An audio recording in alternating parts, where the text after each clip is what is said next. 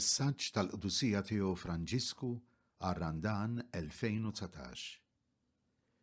Il-ħlejjaq kollha qegħdin jistennew ħerqana ir-rivelazzjoni ta' Wlied Alla. Cari fratelli e sorelle, Eżis ħudi. Kull sena permezz ta' omna l-Knisja, Alla lill-fidili tiegħu joġbu jagħtihom li jitnatfu f'ruħhom u jistennew bil-ferħ il-misteru tal-għid biex jitwasslu għal milja tal-grazzja ta' Wliedu. B'dan il-mod nistgħu nimxu minn għid għal ieħor lejn il-milja ta' dik il-fidwa li diġà rċevejna grazzi għal misteru tal-għid ta' Kristu. Aħna salvi bit-tama. Dan il-misteru ta' salvazzjoni li diġà jaħdem fina fil-ħajja fuq din l-art u proċess dinamiku li jinkludi fih ukoll l-istorja u l-ħolqien kollu. San Pawl jasal biex jgħid: il-ħlejjaq kollha qegħdin jistennew ħerqana ir-rivelazzjoni ta' Wlied Alla.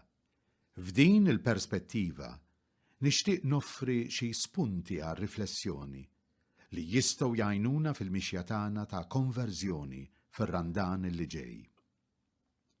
Il-fidwa tal-ħolqien.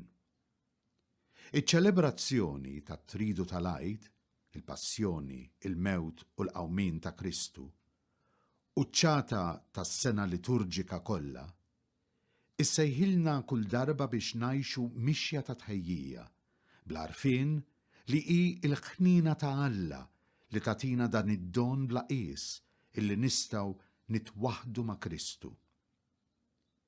Jekk il-bniedem jgħix bħala iben u bint ta' Alla, ikun jgħix bħala persuna mifdija li tħalli l-Ispirtu Santu imexxiha u jaf jara fil-liġi ta' Alla u jqiegħda fil-prattika.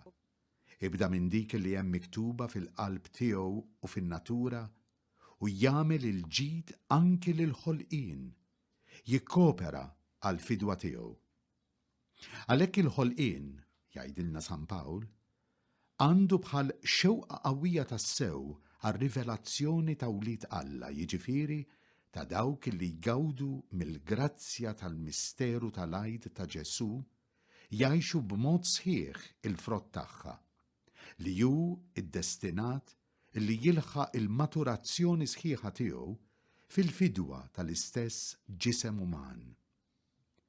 Meta l-imħabba ta' Kristu titrasfigura il-ħajja tal-qaddisin, spirtu, ruħ u ġisem, dawn jagħtu ġieħ lill-Alla u bit-talb, il-kontemplazzjoni, l-arti, anke l-ħlejja jagħtu sehem f'dan kif turi b'mod tal-għaġeb l-anja ta' oħtna x-xemx ta' San Franġisk tas-Sisi.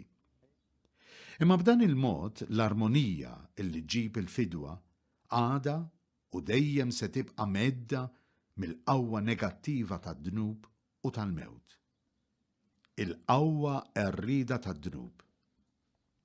Fil-fatt, meta aħna ma ngħixux ta' Wlied Alla, spiss inkunu nwettqu imġibiet rrieda fil-konfront tal-proxmu u l-ħlejjaq l-oħra, imma anki tagħna nfusna għax naħsbu xi ftit jew wisq illi nistgħu nagħmlu użu minnhom kif jogħġob lilna. Ninħakkmu min nuqqas ta' moderazzjoni f'dak li nagħmlu u dan iwassal għal stil ta' ħajja li jikser il-limiti li l-kundizzjoni umana tagħna u l-istess natura jitolbuna nirrispettaw, għax inkunu qed nimxu skont dawk ix-xewqat bla kontroll li fil-ktieb tal-Erf huma attribwiti lill-ħżiena, lil dawk illi ma għandhomx lill-Alla bħala punt ta' riferiment għall-emejjel tagħhom, lanqas tama għall-futur. Jekk maħniex ngħixu kontinwament fid-dawl tal-għid, bħarsitna lejn ix-xefaq tal-qawmien, u ċar illi l-loġika tal-kollox u issa ta' min irid dejjem iżjed tispiċċa timponi ruħha fuqna. Il-kawża ta' kull ħażen danna fuq huwa d-dnub li sa minn meta feċ qalb il-bnedmin ra kif ikisser il-komunjoni ma' Alla, mal-oħrajn u mal-ħolqien, li miegħu aħna marbuta qabel xejn f'ġisimna. Meta xelfet il-komunjoni ma' Alla, ixxaqqet ukoll ir-relazzjoni ta' armonija tal-bnedmin mal-ambjent illi fih imsejħin ngħixu. Hekk illi l-ġmiel inbidel f'deżert. Dan huwa id-dnub li jwassal lill-bniedem biex jaħseb illi hu Alla tal-ħolqien u jħossu sit assolut tiegħu u jużah mhux għall-għan mixtieq mill-ħallieq imma l-interess personali tiegħu bi prezz qares għal ħlejja u għall-oħrajn. Meta nabbandunaw il-liġi ta' Alla, il-liġi tal-imħabba, nispiċċaw naffermaw il-liġi ta' minnu l-iktar b'saħħtu jaffeċ lil minu dajjef. Id-dnub li hemm fil-qalb tal-bniedem u jidher bħala xeħħa, kilba żejda għal ġid, nuqqas ta' interess fil-ġid veru tal-oħrajn u spiss anki tiegħu innifsu, iwassal għall-isfruttament tal-ħolqien, tal-persuni u tal-ambjent, skont dik ir-reba illi dejjem trid iżjed u li kull xewqa tara dritt u li llum jew għada se tispiċċa teqret anki lil minu maħkum minna. Il-qawwa tal-indiema u tal-maħfra li tista' tfejjaqna. Għalhekk il-ħolqien għandu dan il-bżonn qawwi fih illi jara ir-rivelazzjoni ta' Wlied Alla, dawk illi saru ħolqien ġdid. Meta wieħed jingħaqad ma' Kristu, isir ħolqien ġdid. Il-qadim għadda u daħal il-ġdid. Fil-fatt, bir-rivelazzjoni tagħhom, il-ħolqien innifsu jista' jagħmel il-għajd.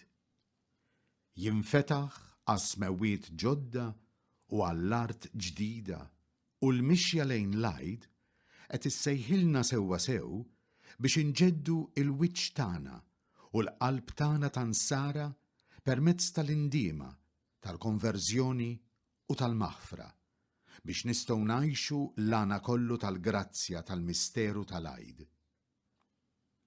Dan in-nuqqas ta' sabar, din ix-xenqa ħerqana tal-ħolqien, issib il-milja tagħha meta jidhru Wlied Alla, jiġifieri meta l-insara u l-bnedmin kollha jiddeċidu tassew li jidħlu f'dan l-uġigħ tal-ħlas li hu il-konverżjoni.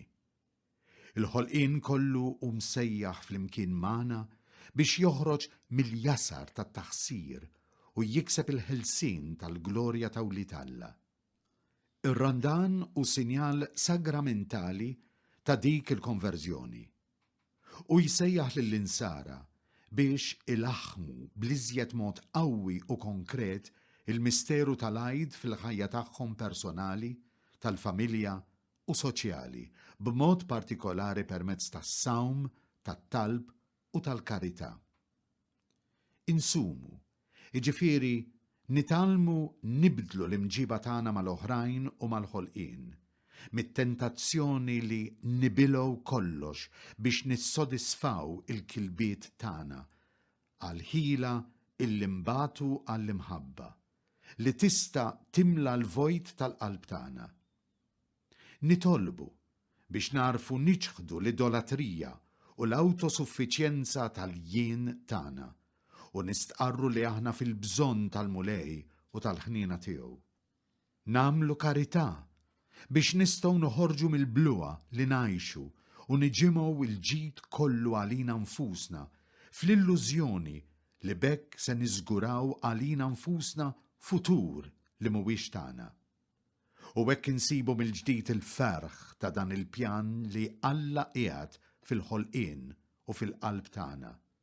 Dak li nħobbu lilu, lil-ħutna u lid-dinja kollha. U f'din l-imħabba insibu lena veru. Eżis ħuti. Ir-randan tal-iben ta' Alla kien meta daħal fid-deżert tal-ħolqien biex reġgħu lura għal dak il-ġnien tal-komunjoni ma' Alla kif kien qabel id-dnub tal-bidu. ħajkun ir-randan tagħna mixja fl-istess triq biex inwasslu t-tama ta' Kristu anki l-ħlejjaq l-oħra li għad ikunu meħlusa mill-jasar ta' taħsir u jiksbu il-ħelsien tal-glorja ta' Wlied Alla. Ma nħallux jgħaddi dan iż-żmien ta' grazzja mingħajr ma nfittxu il-frott tiegħu. Nitolbu lil Alla jgħinna nibdew mixja ta' konverżjoni vera. Natu darna lill-egoizmu, il-ħarsa magħluqa fuqna nfusna, u nduru lejn l-għajd ta' Ġesu.